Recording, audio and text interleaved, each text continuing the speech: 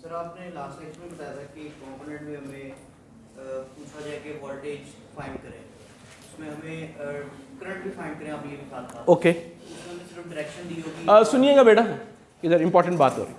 Direction दी होगी lower to hire या higher to lower, तो उससे हमें करंट का तो पता चल जाएगा ओके जिस डायरेक्शन में होगा, लेकिन वोल्टेज का आपने शायद मिस कर दिया या मैंने मिस कर दिया। Okay okay okay very good, ठीक है। अभी हम उसको आप बेसिकली अगर कोई एक क्वांटिटी दी हो तो दूसरी क्वांटिटी कैसे जज करेंगे, ये पूछना चाह रहे हैं।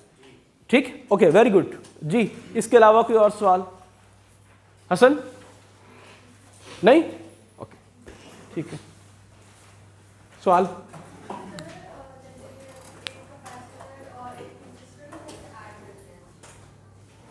बिल्कुल वैसे जैसे एक सेब और एक ऑरेंज को ऐड करते हैं, सेब और एप्पल को। ओके नो वी कांट, ऐसे नहीं हो सकता।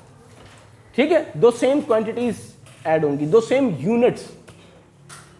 ठीक है, 1 लीटर पानी और 1 किलोमीटर कितना बन जाएगा? ठीक है, एक कुर्सी और एक मोबाइल कितने हो गए? We can't.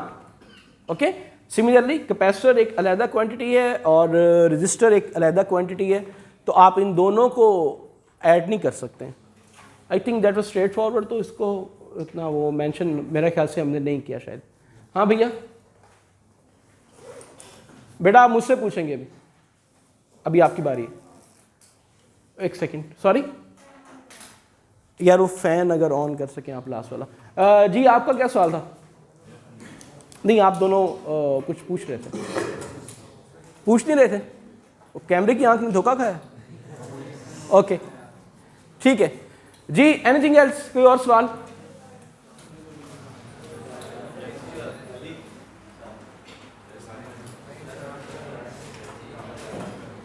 फैन अगर सारे चला दो लेकिन स्लो करके चला दो ताकि ये मसला हल हो जाए। थोड़ी देर में नॉर्मल हो जाएगा। अभी आप लोगों ने वो क्विज दिया ना, तो ज़रा थोड़ा वो खून जोश मार। ओके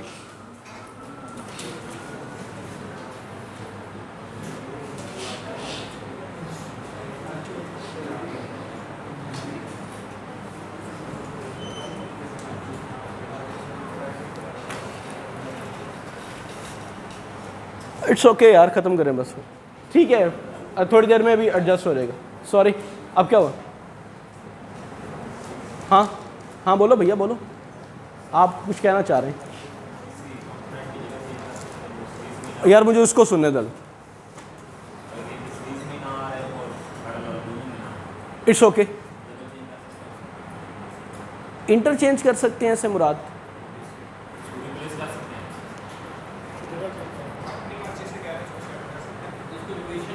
ओके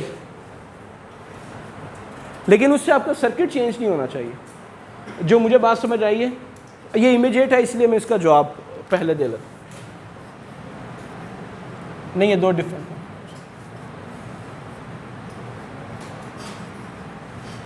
और आप कह रहे हैं कि अगर मैं इस रजिस्टर की आप कह रहे हैं नहीं, आप सोच रहे हैं कि अगर ये रजिस्टर यहाँ की बजाय यहाँ लगा होता और ये कैपेसिटर यहाँ लगा होता तो मसला आसान हो जाता। इस चीज़ को आप कह रहे हैं कि इंटरचेंज क्या मैं कर सकता हूँ या नहीं कर सकता?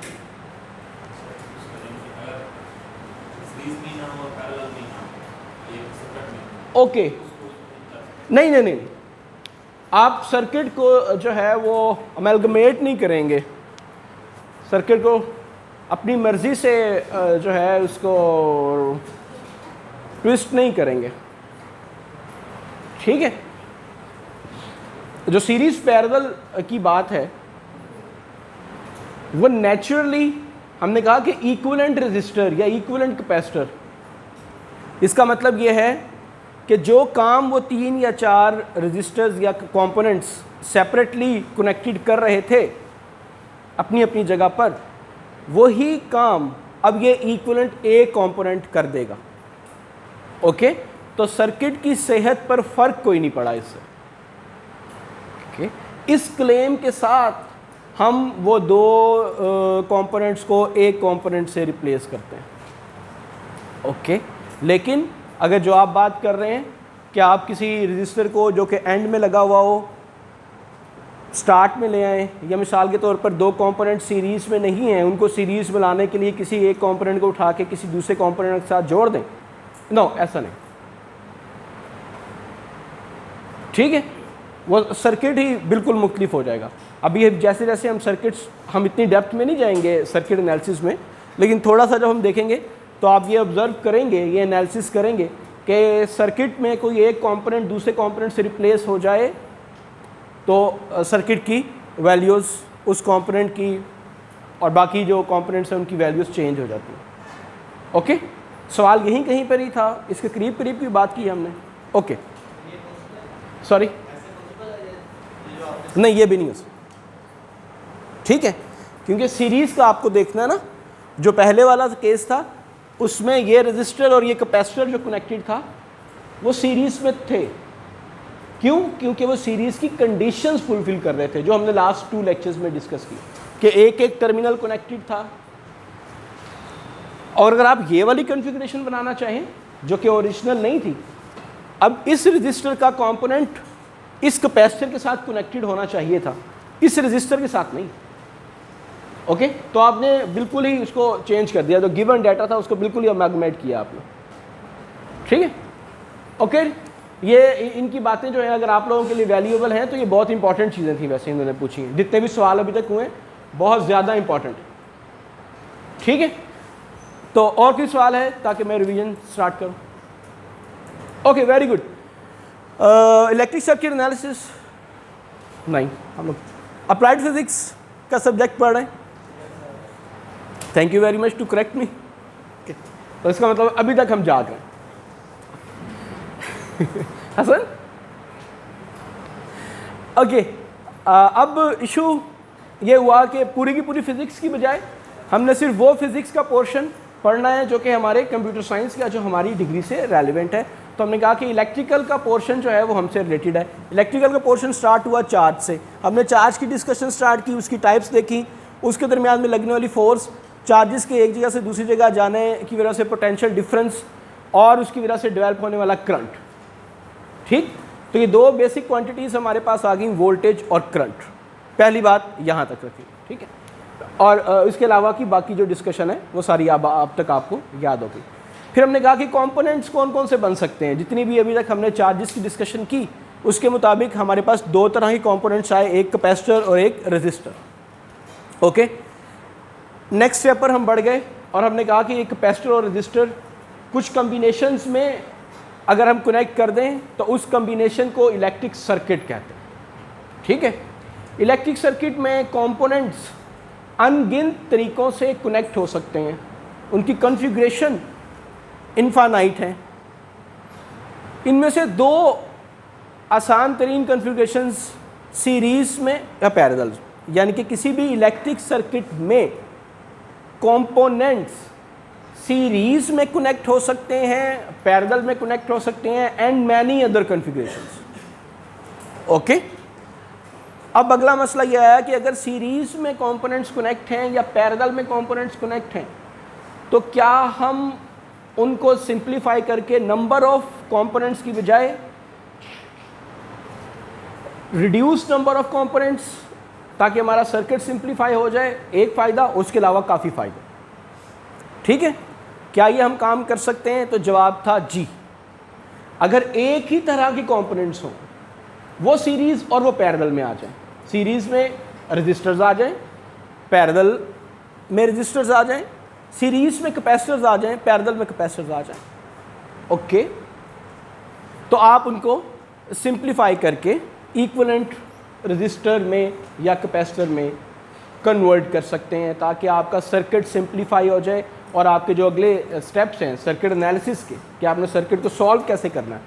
अननोन क्वांटिटीज़ जो सर्किट में फ़्लो कर रही हैं, एक इलेक्ट्रिक सर्किट है, उसमें फ़लाँ कंपोनेंट में कितना करंट, फ़लाँ कंपोनेंट के क्रॉस कितना वोल्टेज है, ये अगर आपने निकालना है और आपका सर्किट सिंप्लीफाइड है तो आपके एनालिसिस आसान हो जाते हैं। इस मकसद की वजह से हमने अपने कंपोनेंट्स को रिड्यूस करके या सिंप्लीफाई करके लेस नंबर में ले आए।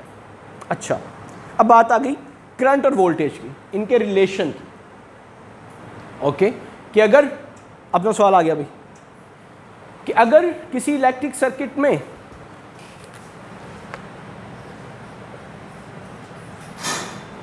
फर्ज किया ये एक इलेक्ट्रिक सर्किट जिसके अंदर कुछ कंपोनेंट्स कनेक्टेड है और आपको किसी कंपोनेंट के अक्रॉस पोटेंशियल डिफरेंस दे दिया गया हो, ठीक है, कि मिसाल के तौर पर ये रेजिस्टेंस है और इसके अक्रॉस ये 4 वोल्टेज का ड्रॉप है या इसके अक्रॉस 4 वोल्टेज है, ठीक है, और ये सिंबल दिया हो। इसका मतलब ये है कि इस रेजिस्टर का ये वाला कंपोनेंट जो है वो हायर पोटेंशियल पर है और ये वाला जो टर्मिनल है ये लोअर पोटेंशियल पर, ठीक है, क्योंकि हायर पोटेंशियल वाले टर्मिनल या हायर पोटेंशियल वाली साइड को पॉजिटिव प्लस और लोअर पोटेंशियल वाले टर्मिनल को नेगेटिव के सिंबल से रिप्रेजेंट किया जाता है, ठीक है। ये पॉजिटिव और नेगेटिव प्लस माइनस के सिंबल्स जस्ट सिंबॉलिक है, इसकी बजाय आप हायर पोटेंशियल पूरे का पूरा भी यहाँ लिख दें तो एक ही बात है, लेकिन इतनी ज़्यादा रिडंडेंसी से बचने के लिए पॉजिटिव का सिंबल कि आपको समझ आ गई कि इसका मतलब है हायर पोटेंशियल। ओके, अब हमने करंट और वोल्टेज की जब बेसिक डेफिनेशंस यहाँ पर देखी थी लास्ट लेक्चर्स में, तो हमने कहा कि वोल्टेज 2 पॉइंट्स में 2 लोकेशंस में पोटेंशियल का डिफरेंस और उस पोटेंशियल के डिफरेंस की वजह से चार्ज फ्लो करता है, ठीक है, चार्ज हायर से लोअर पोटेंशियल की तरफ फ्लो करता है उस पोटेंशियल डिफरेंस की वजह से, ठीक है। यानी कि जैसे ही पोटेंशियल डिफरेंस प्रोड्यूस होगा, जैसे ही वोल्टेज डेवलप होगा, करंट फ्लो करेगा, ओके, या वाइस वर्सा। करंट फ्लो करने का मतलब, Hasan I need your attention here, current flow करने का मतलब ये है कि जिन पॉइंट्स के दरमियान में, जिन लोकेशंस, जिन नोड्स के दरमियान में करंट फ्लो कर रहा है वहाँ पर पोटेंशियल डिफरेंस डेवलप हो चुका है, ठीक है। तो कंक्लूड मैं ये करना चाह रहा हूँ कि करंट और वोल्टेज लाज़िम व मलज़ूम हो जाए, पोटेंशियल डिफरेंस, ओके, और करंट, ये जैसे ही करंट प्रोड्यूस होगा किसी सर्किट में वोल्टेज प्रोड्यूस होगा। हमारे इस लेवल की हम डिस्कशन कर रहे हैं, कहानी ज़रा थोड़ी सी मुख्तलिफ भी है लेकिन वो आगे चल, अभी तक की हमारी जो बेसिक अंडरस्टैंडिंग को हम ये डेवलप करते हैं कि करंट के साथ वोल्टेज आपस में कनेक्टेड है, ओके, बेसिक डेफिनेशन की रूल्स। ऐसे केसेस भी हैं जहाँ पर मैक्सिमम करंट फ्लो करता है लेकिन पोटेंशियल डिफरेंस 2 पॉइंट्स में नहीं होता, वो बेसिकली वो नोड्स होते ही नहीं है, 2 मुख्तलिफ लोकेशंस होती ही नहीं है, वो एक ही लोकेशन होती है। वो खैर सेपरेट डिस्कशन है, जस्ट क्लैरिटी के लिए मैंने अभी ये बात कर दी। ओके, अब हमारा अगला सवाल ये था कि करंट और वोल्टेज रिलेटेड तो हैं आपस में, ठीक है, हमें कैसे पता चलेगा कि इनका रिलेशन सर्किट में किस तरह से। तो हमें ये बात पता थी कि करंट हायर पोटेंशियल से लोअर पोटेंशियल की तरफ फ्लो करता है, जो पॉजिटिव चार्जेस हमने कन्वेंशनल करंट के लिए अज्यूम किए। सो अब मुझे ये पता है कि हायर पोटेंशियल इस तरफ है, लोअर पोटेंशियल इस तरफ, करंट की जो डायरेक्शन होगी वो इस तरफ, इस स्पेसिफिक कंपोनेंट की बात हो रही है, ठीक है। फर्ज करते हैं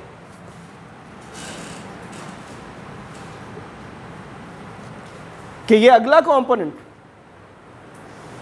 ठीक है, इसकी पोलैरिटी आपको इस तरह से गिवन थी, ओके। तो अब सेम इस कंपोनेंट में करंट इस डायरेक्शन में फ्लो कर रहा है, higher to low, okay. For example आपको बता दिया गया कि इस कैपेसिटर में, ये मैं अज्यूम कर रहा हूँ, फर्ज कर रहा हूँ, नई डायग्राम बनाने की बजाय उसी डायग्राम के अंदर बात है, करंट जो है वो इस डायरेक्शन में फ्लो कर रहा है, ठीक, इलेक्ट्रिक सर्किट, ये कंपोनेंट और करंट इसमें इस डायरेक्शन से इस डायरेक्शन की तरफ फ्लो कर रहा है, ठीक। और अब आपको इसको पोलैरिटीज देना है। ओके, तो अब आपको परेशान होने की जरूरत नहीं है, क्योंकि आपको पता है कि करंट हायर से लोअर पोटेंशियल की तरफ ट्रैवल करता है, ये इंफॉर्मेशन आपके पास है।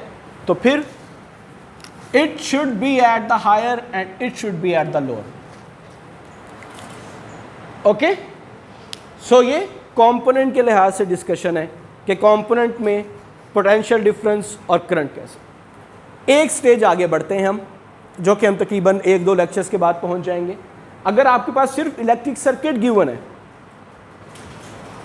ना वहां पर पोटेंशियल डिफरेंस, वोल्टेज की पोलैरिटीज गिवन है और ना ही करंट की डायरेक्शन गिवन है, तो फिर आपने कैसे काम करना है?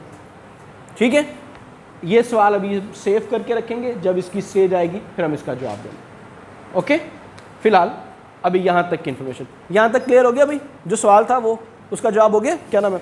ठीक है, एनीवन एल्स? अगर कोई बात समझ नहीं आई अभी तक, हमजा क्लियर है? Okay, start, next topic start करें अगर अभी तक हम आ चुके हैं यहाँ तक। ठीक है, ओके, ये मुझे अलाउ करेगा यहाँ तक जाना? बांध दिया यार, डस्टर कहाँ था?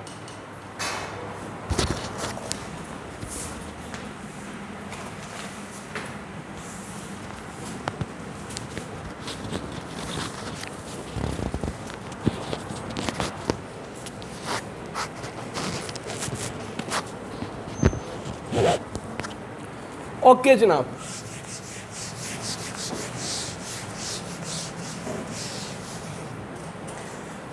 इलेक्ट्रिक सर्किट आ गया। अगला इशू जो अभी हम एड्रेस कर रहे थे, इलेक्ट्रिक सर्किट में नंबर ऑफ कंपोनेंट्स हैं, रजिस्टर्स हैं, कैपेसिटर्स हैं और आपके सोर्सेज हैं। सॉरी, किसी भी कंपोनेंट में कितना वोल्टेज है या उसमें से कितना करंट फ्लो कर रहा है, ये एक कॉमन क्वेश्चन है सर्किट्स के हवाले से। ठीक है, और इसको हम सर्किट एनालिसिस या सर्किट थ्योरी कहते हैं कि सर्किट में सर्किट को सॉल्व कैसे करना। ठीक, इन अदर वर्ड्स, जब आपसे कहा जाए कि ये गिवन सर्किट है, इसको सॉल्व करें, तो इसका मतलब ये है, इससे मुराद ये है कि इस इलेक्ट्रिक सर्किट में जितने भी कंपोनेंट्स कनेक्टेड हैं, ओके, हर कंपोनेंट के अक्रॉस वोल्टेज और उसमें से फ्लो करते हुए करंट की अमाउंट रिक्वायर्ड है। मैं इसको दोहरा रहा हूं, अब्दुल्ला भैया ज़रा गौर से सुनना, Mohammad Ali please with me. अगर सिर्फ स्टेटमेंट ये आ जाए कि सॉल्व द सर्किट, तो इसका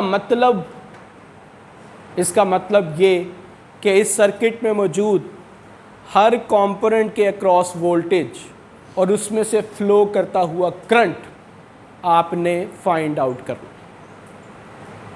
क्यों भाई? बाद में शिकवा नहीं करना कि आपने तो पूछा नहीं कि इसमें से करंट निकालना है कि उसमें से निकालना। ओके, ये 3-4 अल्फाज आपकी ज़िंदगी को अजाब बनाने के लिए काफ़ी। सॉरी, ऊंचा बोले जी, solve the circuit, exactly. Okay, ठीक होगी बात। द गुड न्यूज इज आपसे यह सवाल नहीं पूछा जाएगा। ओके, ठीक है, हम इतने एडवांस लेवल पर सर्किट सॉल्विंग में नहीं जाएंगे। ये बात मैं सिर्फ इसलिए कर रहा था कि सर्किट को सॉल्व करने की नंबर ऑफ टेक्निक्स, ठीक है, यानी कि ये इतना बड़ा अजीब सी बात कि 3-4 अल्फाज में इतनी बातें पूछ ली गई। तो सर्किट को सॉल्व करने के या सर्किट के अंदर मौजूद करंट और वोल्टेज की इंफॉर्मेशन फाइंड आउट करने के नंबर ऑफ मेथड्स हैं, ठीक है, जिसमें से जो बेसिक फंडामेंटल मेथड्स हैं वो हम आपके सब्जेक्ट में डिस्कस करेंगे, और आज का हमारा टॉपिक वो पहला मेथड डिस्कस करना, राइट लबान? Okay, so that was the background and importance of the topic today. ठीक हो गया भाई? ओके, सो जो टेक्निक है या जो लॉ है ये बहुत माइट बी फेमिलियर हो आपके लिए. Okay, it is Kirchhoff's law. Okay, very natural, बहुत सामने की चीज़ें किरचॉफ ने बताई, लेकिन वो बुनियाद बन गई इलेक्ट्रिकल इंजीनियरिंग की या applied physics for engineers studying subject like ours. ठीक है, वो बातें क्या थीं? पहली बात उसने कही कि ये बात हमें मालूम है कि किसी भी सिस्टम में, किसी भी एक एक्सपेरिमेंटल सेटअप में जो चार्जेस होते हैं वो ना तो क्रिएट किए जा सकते हैं और ना ही डिस्ट्रॉय किए जा सकते हैं. डायो law of conservation of charges, कि किसी भी एक सिस्टम में, ठीक है, मिसाल के तौर पर सिस्टम से मुराद अगर मैं एक बल्कि स्ट्रक्चर, एक ज़रा थोड़ी एडवांस लेवल की एग्जांपल ले लूँ कि एक बैटरी सेल, उसके साथ आपने एक बल्ब को कनेक्ट कर दिया वाया वायर्स. ठीक बेटा, ये सुनने की कोई भी बात नहीं, इसमें सारी बात लिखने वाली है. जी बोले, ठीक है, तो आप लोग लिखते रहें, कोई मसला नहीं है, सुनने की ज़रूरत नहीं है बेटा, लिखती जाओ, सुनने की ज़रूरत नहीं है. It's okay. ठीक, सो क्या बात हो रही थी?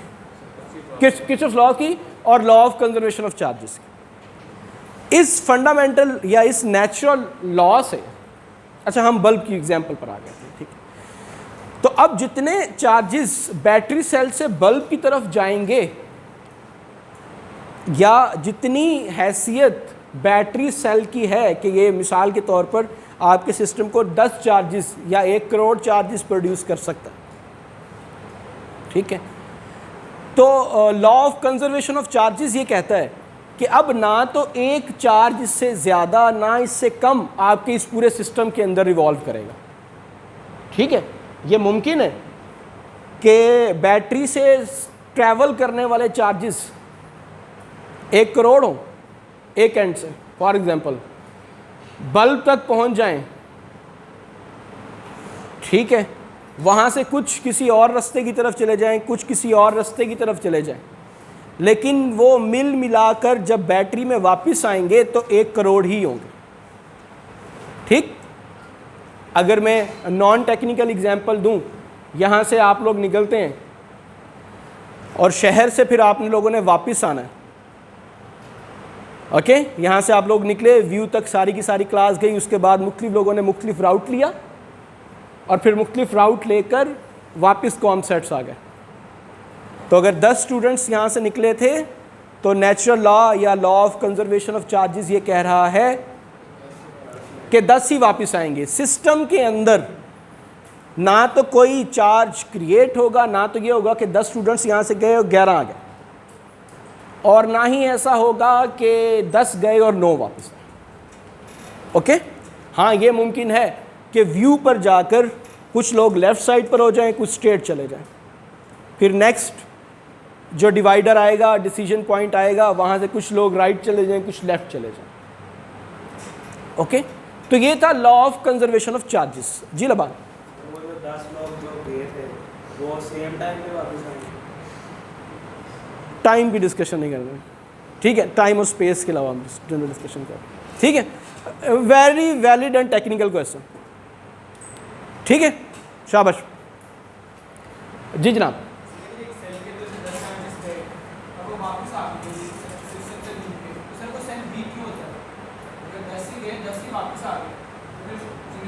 एक और वेरी टेक्निकल क्वेश्चन जिसका जवाब मुझे नहीं आता, इन दोनों सवालात का जवाब मुझे नहीं आता, आई एम सॉरी. ठीक है, वेरी गुड. हमने ये एक कंडीशन लगाई कि हम ना आइडियल कंडीशंस पर डिस्कशन कर रहे हैं एट दिस प्राइमरी लेवल. जिस तरह जब हमने बात की तारों की कि एक तार एक जगह से चार्जेस लेके जा रही है दूसरी जगह, तो वो आइडियल सादिक अमीन तार है, वो खुद से अपनी डेसिपेशन नहीं रखेगी. खुद से चार्जेस को अब्जॉर्ब या उसमें अपना हिस्सा डाल नहीं सकती। ठीक है, तो हमारी जो डिस्कशन है, या अभी जो हम law of conservation of charges पढ़े, वैसे खैर वो अगले लेवल के लिए भी ट्रू है, लेकिन हम अभी जो डिस्कशन कर रहे हैं उसमें ये वाली बात है कि हम आइडियल डिस्कशन कर रहे हैं। तो वो जो डिसिपेशन या जो सेल वीक्स वाली बात है, अभी हम ये मान रहे हैं कि सेल सारी ज़िंदगी ता क़यामत वीक नहीं होगा। ठीक है, वो आइडियल सेल लेके हम चल रहे हैं। वेरी गुड, ठीक है अभी। और टाइम की डिस्कशन जो है वो भी तकरीबन कुछ ऐसा ही जवाब मुझे नहीं आता। ठीक, okay. So law of conservation of charges की बुनियाद पर किरचॉफ ने एक लॉ दिया। पहला लॉ, उसने कहा कि चार्जेस की ट्रैवलिंग, चार्जेस के फ्लो की वजह से करंट प्रोड्यूस होता है। तो किसी भी सिस्टम में करंट के ऊपर भी वही कंडीशन रहेगी जो कि चार्जेस पर है। थोड़ा सा ट्विस्ट है अभी, अब सिस्टम की बजाय उसने नोड का लफ्ज़ इस्तेमाल कर लिया, वो जो चौक था। ठीक है, उसने कहा कि व्यू चौक से जितने स्टूडेंट्स जाएंगे या व्यू चौक पे आने और जाने वाले स्टूडेंट्स की तादाद। अस्सलाम वालेकुम सर। हाँ जी, रोक दें सर। ओके, हम केसीएल की बात कर रहे थे। हाँ, किरचॉफ्स करंट लॉ और law of conservation of charges. किसी भी नोड पर हम वापस आते हैं कि डायरेक्टली किरचॉफ ने कहा, चार्जेस सिस्टम की बात कर रहे थे, फिज़िक्स की बात हो रही थी। ठीक है, फिज़िक्स ने कहा किसी भी सिस्टम में चार्जेस ना तो क्रिएट हो सकते हैं ना ही डिस्ट्रॉय हो सकते हैं। जब इलेक्ट्रिकल इंजीनियरिंग की बात आई, कंपोनेंट्स की, इलेक्ट्रिक सर्किट की बात आई, तो किरचॉफ ने उस स्टेटमेंट से ये नतीजा निकाला कि किसी भी नोड पर चार्जेस जो हैं वो कंजर्व रहेंगे। यानी कि किसी भी नोड पर जितने चार्जेस आएंगे उस नोड से उतने ही चार्जेस जाएंगे। ओके, किसी भी नोड पर आने वाले और जाने वाले चार्जेस की अमाउंट जो है वो सेम रहेगी। इसको मैथमेटिकली अगर हम, तो उसने कहा summation of current is equal to 0। ठीक, लेट्स सपोज अभी जिस तरह हमने एक सर्किट बनाया था,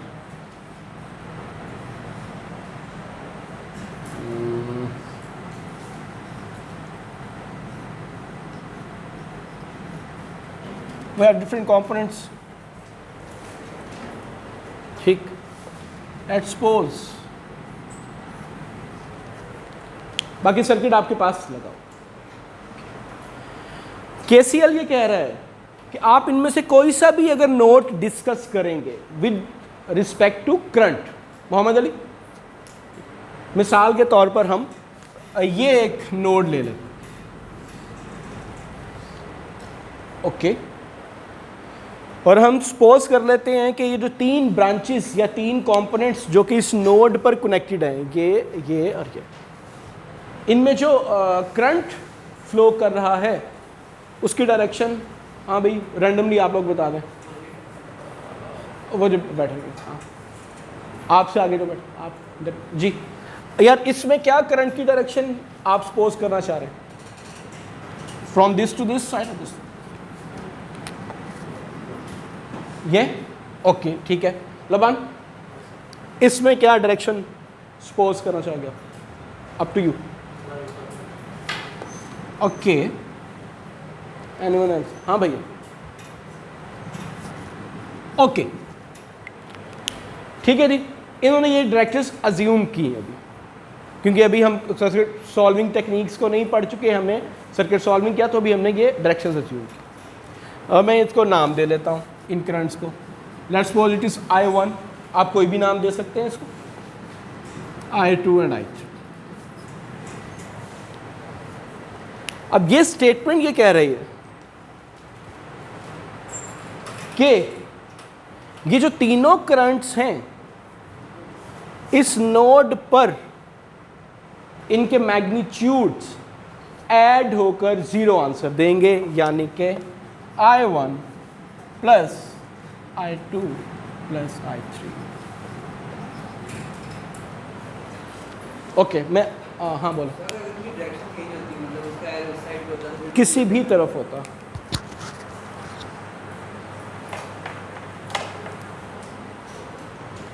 जी बताएं। इसकी ब्लू वन इसकी ऐसे रहने दें, I3 की है, yes I1 plus I2 plus I3 is equal to 0। अभी कहानी शुरू हुई है, अभी बात शुरू हुई है, अभी है बहुत सी बातें बाकी हैं, ठीक है। ओके जी, तो किरचॉफ ने ये कहा law of conservation of charges की बुनियाद पर कि किसी भी एक नोड पर जितने भी करंट्स होंगे वो सब के सब ऐड होकर 0 देंगे। ये थी जस्ट ट्रांसलेशन इस एक्सप्रेशन की, ठीक है। अभी यहां पर 2 सिंबल्स और आने, अभी बात शुरू हुई, होल्ड ऑन, ओके।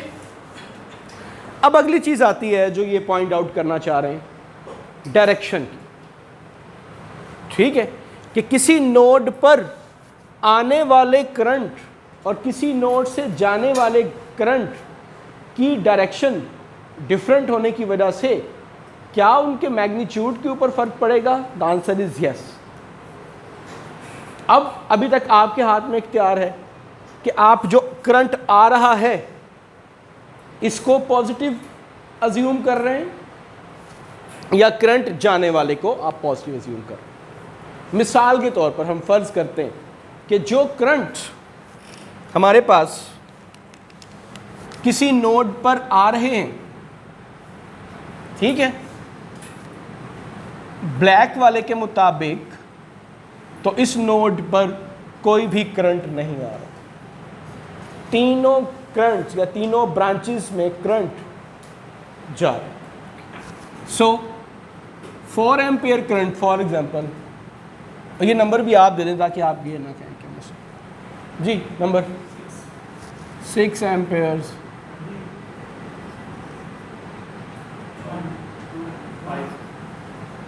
5। हमारी कन्वेंशन या जो हमने अपनी अंडरस्टैंडिंग के लिए बात डेवलप की वो ये की कि अगर करंट किसी नोड पर आ रहा होगा तो उस करंट को मैं पॉजिटिव ले लूँगा, ओके, और अगर करंट किसी नोड से जा रहा हुआ तो मैं उसकी डायरेक्शन नेगेटिव ले लूँगा, okay. So I1 leaving it is -6, ये प्लस फॉर्मूले वाला। अब बातें बहुत नाजुक होना शुरू हो रही हैं, सॉरी, जो ब्लैक से मैं लिख रहा हूं वो ब्लैक करंट की डायरेक्शंस को शो कर रहा है, अभी ब्लू वाले को भी लिखते हैं हम। अभी ये बात हुई कि अगर करंट किसी नोड की तरफ आ रहा होगा, किसी नोड की बात नहीं अब कर रहे, हमने एक नोड स्पेसिफाई कर दिया है, ठीक, यानी कि ये वाला नोड। सबसे इंपॉर्टेंट बात, प्लीज ये बात जरा सुनिएगा, KCL का ताल्लुक नोड्स से है। मोहम्मद अली, हुज़ैफा, KCL का जैसे ही आपके जहन में नाम आएगा और आपका दिल करे कि आप KCL को अप्लाई करें तो आपने नोड्स की बात करनी है। प्लीज, दूसरी अहम बात, KCL Kirchhoff current law current को डील करता है, वोल्टेज को नहीं करता। जब आपने इसको अप्लाई करना भी, ये ना हो कि आपके पास वोल्टेजेस की इंफॉर्मेशन हो, आप करंट अप्लाई KCL अप्लाई करने लगे और किसी नोड पर वोल्टेज की अमाउंट्स लिखी हुई आपने, ठीक। और तीसरी अहम बात, जो सवाल पहले भी हो चुका, जो बात जिसका जवाब पहले भी हो चुका, एप्पल्स में ऑरेंजेस ऐड नहीं होंगे।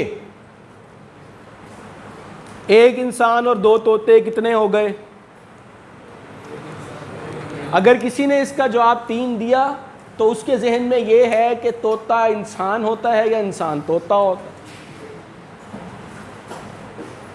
ठीक है भाई। इसी फलसफे की रूह से करंट और वोल्टेज ऐड नहीं होगा। हमजा, ठीक। KCL और KVL आप अप्लाई कर, किरचॉफ्स लॉ या कोई भी आप चीज़ ऐड अप्लाई कर रहे हैं, और आपने दो क्वांटिटीज़ को, दो मुख्तलिफ क्वांटिटीज़ को ऐड करने की ज़हमत हरगिज़ नहीं करनी। ये इतना खींच खींच कर बोलने का मकसद ये है कि तारीख़ गवाह है कि आप तोते और इंसान में फ़र्क नहीं करेंगे, नहीं करेंगे। करंट है बिल्कुल उसी तरह जिस तरह इंसान, वोल्टेज है बिल्कुल उस तरह जिस तरह तोता है। ये बातें मेहरबानी करनी है क्वेश्चन पेपर, टर्मिनल या मिड का सॉल्व करते हुए जहन में रखनी है। करंट और वोल्टेज, KVL अप्लाई कर रहे हैं, करंट गिवन है, वोल्टेज निकाल लिया, दोनों को ऐड कर दिया, नहीं, प्लीज़ नहीं। ठीक है, हम आते हैं कि किस तरह से करंट को आपने वोल्टेज में लेके जाना है, वोल्टेज को कैसे करंट में लेके जाना है, इस पर अभी हम आते हैं। ठीक है, तो वो जो तीन इंपॉर्टेंट बातें थी, सबसे पहली बात KCL अप्लाई करते हुए नोड्स का ध्यान रखना है, KCL लूप के अंदर नहीं, अभी क्या है वो देते हैं। KVL अप्लाई करते हुए लूप्स का ख्याल रखना है, नोड के ऊपर अप्लाई नहीं कर देना। KCL और KVL को जब आप लिख रहे होंगे तो करंट प्लस वोल्टेज नहीं कर देना, करंट प्लस करंट या वोल्टेज प्लस वोल्टेज होगा, कैसे निकालना है वो एक अलग कहानी। ओके, तो ये प्लीज़ तीन बातें मैंने बहुत अर्ली कर दी, अभी हम बार बार करते जाएंगे ये बातें। सवाल था आपका? अभी आता, KVL तो पढ़ा नहीं ना, वो तो मैंने वैसे ही बता दी, बात कर दी, अभी आते हैं। आपका सवाल था?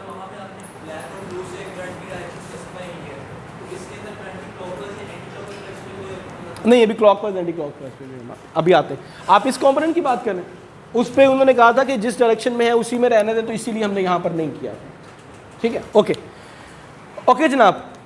तो ये पहला फॉर्मूला जो आपने, ये जो पहली इक्वेशन लिखी, ये आपने सिंपल ट्रांसलेशन की है किरचॉफ्स लॉ की। किरचॉफ्स करंट लॉ ये कह रहा है कि किसी भी नोड पर करंट कंजर्व रहेंगे या summation of all the currents at a node will be equal to 0। तो आपने ये वाली बात, ये इस इक्वेशन को एक्सपेंड किया तो ये इक्वेशन बन गई, या ये इक्वेशन बन गई। ठीक, अब अगली बात, अब हम इलेक्ट्रिकल इंजीनियरिंग, अब हम चार्जेस, अब हम करंट्स की बातें शुरू करते हैं। हमने ये अज्यूम किया कि किसी नोड पर आने वाले करंट को हम पॉजिटिव और किसी नोड से जाने वाले करंट को हम नेगेटिव लिख देते हैं। आप इसके वाइस वर्सा भी अज्यूम कर सकते हैं, कोई एतराज़ नहीं, जवाब बिल्कुल ठीक आएगा, एक ही जैसा आएगा दोनों स्टूडेंट्स का। ठीक, सो चूंकि इस ब्रांच में, इस कंपोनेंट में करंट इस नोड से लीव कर रहा है, तो मैंने इसका करंट -6 लिख दिया। ठीक, ये वाला प्लस फॉर्मूले वाला वैसे ही लिखा हुआ। अब मुझे I2 की डायरेक्शन देखना। I2 मीन्स वो करंट जो कि इस कंपोनेंट में फ्लो कर रहा है और वो करंट इस नोड से अवे जा रहा है। ठीक, तो अगेन मैंने लिखा नेगेटिव, इसका क्या मैग्नीट्यूड 3। ठीक, 2 सिंबल्स हो गए, अभी एक सिंबल और आ रहा है, तो इसको मैं थोड़ा साइड पे करके प्लस फॉर्मूले वाला वापस। तीसरा कंपोनेंट, उसमें से फ्लो करता हुआ करंट, और अगेन जिस जगह पर, जिस नोड पर मैं खड़ा हुआ हूं वहां से इस ब्रांच में भी करंट लीव कर रहा है, तो ये नेगेटिव का सिंबल आया और इसका। ठीक, अब यहां से एक इशू जो है वो ये है कि चूंकि हमने यहां पर अज्यूम की थी चीज़ें, तो जो नंबर आ रहा है वो इक्वल टू 0 नहीं आ रहा। ठीक है, लेकिन x, y एंड z, अब यहां पर आप थोड़ा सा मुझ पर ट्रस्ट करेंगे कि that will be equal to 0। x, y और z की वैल्यूज ऐसी होंगी कि वो इक्वल टू 0 होंगी। ठीक है, अभी गेम में ट्विस्ट बाकी है, वो मैंने नंबर इसलिए मिटाए ताकि आप उससे कंफ्यूज होना शुरू हो रहे थे। ओके, नहीं ना, ये निकालनी होगी ना। अभी आते हैं जहाँ तक बात चल रही है, अभी बहुत ज़्यादा चीज़ें अनफोल्ड करने वाली हैं। जहाँ तक बात चल रही है वहाँ तक हम चलते हैं, ठीक है। जब बात खत्म होगी तो फिर मैं आपसे कहूँगा क्वेश्चंस, ओके। अब हम थोड़ी देर के लिए अपना वो वाला rule question at any time को ब्रेक कर रहे हैं, ओके। तो मुझे बात कंप्लीट करना है। 2 सैम्बल्स हो गए, अब तीसरा सैम्बल वो ये कि ये एन मुमकिन है कि क्वेश्चन वाले ने या जिस बंदे ने आपको ये सर्किट और ये इंफॉर्मेशन दी है उसने इसके मैग्नीट्यूड्स दिए हुए। सो लेट्स सपोज वो कहता है कि ये जो करंट है, ठीक, इसकी वैल्यू माइनस में, इसकी वैल्यू नेगेटिव साइन के साथ, ओके। तो पहला सिंबल, बेटा ये बात अब गौर करना, पहला सिंबल आपके फॉर्मूले वाला, दूसरा सिंबल करंट किस डायरेक्शन में जा रहा है या आ रहा है उस नोड पर खड़े हुए,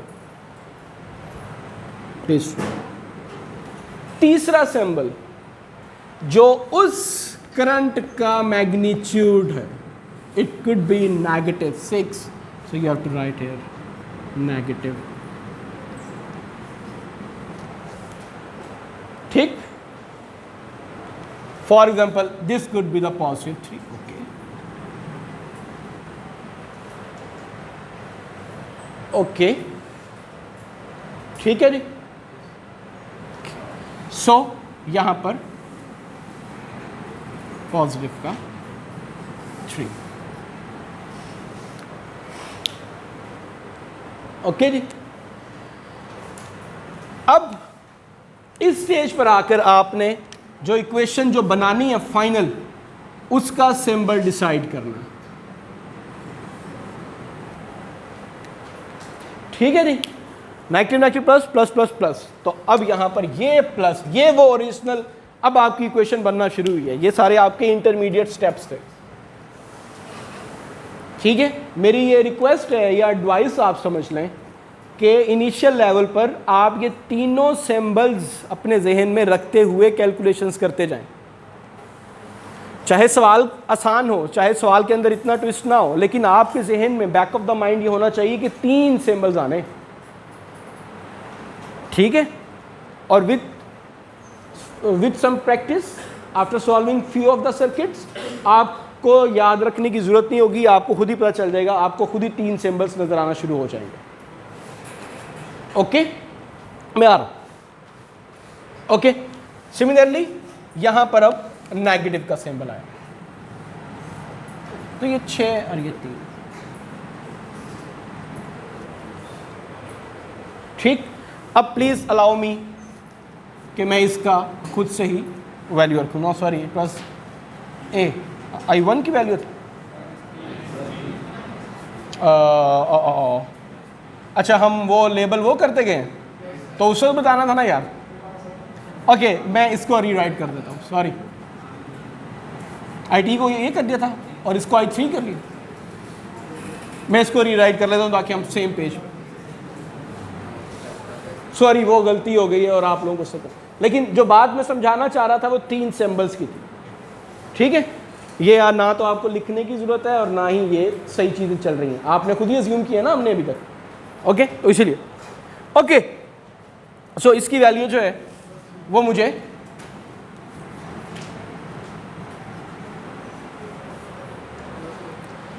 एक सिंबल फॉर्मूले का समेशन ऑफ, ये दूसरा सिंबल आया करंट इस नोड से अवे, तीसरा सिंबल आया कि करंट का अपना मैग्नीट्यूड क्या था, ठीक है।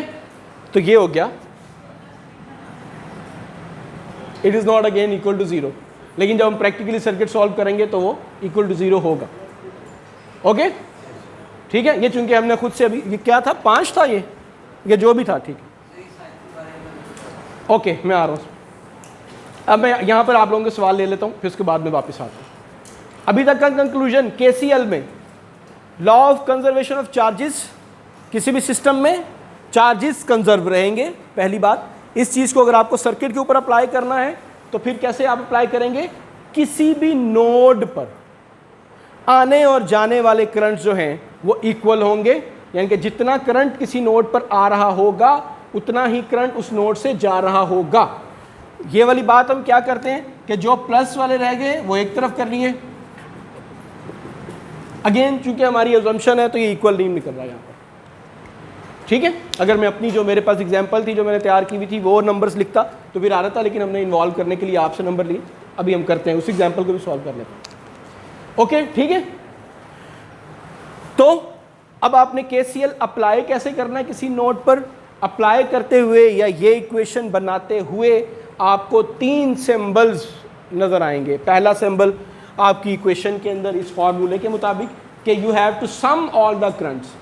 दूसरा सिंबल, जिस नोड के ऊपर आप डिस्कशन कर रहे हैं, जिस नोड के ऊपर आप खड़े हुए हैं, वहाँ से आने वाले करंट्स को आप एक और सिंबल दे रहे हैं और जाने वाले करंट्स को आप एक और सिंबल दे रहे हैं। तीसरा सिंबल, उस करंट का अपना जो मैग्नीट्यूड है वो पॉजिटिव हो सकता है, वो नेगेटिव हो सकता है। तो आपने ये तीनों सिंबल्स इंटरटेन करने हैं यहाँ पर, ठीक है। फिर जाकर आपकी ये इक्वेशन बनेगी। सिर्फ और सिर्फ ये आपकी इक्वेशन नहीं है सर्किट के लिए, किसी नोड के लिए, ठीक है। अब क्वेश्चन जल्दी से ज़रा 1 बाय 1, पहले यहाँ पर थे। हाँ भाई जल्दी बोला मैं। हाँ आप लिखेंगे, लेकिन इन द एंड इक्वेशन में तो आपको पता है ना कि नेगेटिव नेगेटिव मिलकर पॉजिटिव हो जाते हैं, पॉजिटिव पॉजिटिव पॉजिटिव हो जाते हैं। तो इन द एंड आप ये इक्वेशन लिखेंगे, हमें कोई इतराज़ नहीं है। आप अपना कंप्लीट वर्क शो करने के लिए ये सारे स्टेप्स बीच में कर दें। कोई सॉरी 0 होगा हमेशा। अभी जब हम प्रैक्टिकल सर्किट्स करेंगे तो फिर उसमें 0 आ जाएगा जी। Next question. हाँ भाई सवाल था, जल्दी करना ज़रा जी प्लीज़। ऊंचा ऊंचा। ये हमने इस वक्त सिर्फ समझाने के लिए खुद से, हाँ हाँ बिल्कुल नहीं नहीं। अब यहाँ पर ये बात, ये यार एक और रेलिवेंट क्वेश्चन है, टेक्निकल, काफ़ी सॉलिड। अब आपको ये पता कि अगर आप डायरेक्शन रिवर्स करते हैं तो साइन रिवर्स हो जाता है, ओके। तो अब आप ये काम कर सकते हैं कि जनाब ये जो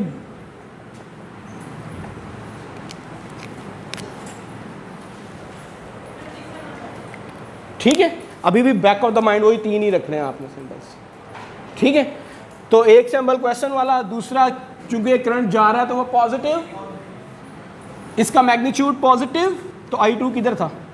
I2 पॉजिटिव 6। चाहे दोनों सूरतों से आप देख लें आंसर उसका वही आया, लेकिन अगर आपने स्टेप वाइज चलना है तो आपके 3 स्टेप्स। ये पॉजिटिव कैसे आया, ओके। ये एक अलहदा चीज़ थी कि आपने उसकी डायरेक्शन को और उसके मैग्नीट्यूड को रिवर्स किया। मैग्नीट्यूड सॉरी डायरेक्शन आप रिवर्स करेंगे करंट की तो आपका मैग्नीट्यूड की पोलैरिटी चेंज हो जाएगी, ओके। एनीवेज, हाँ जी, इसके अलावा कोई सवाल जी?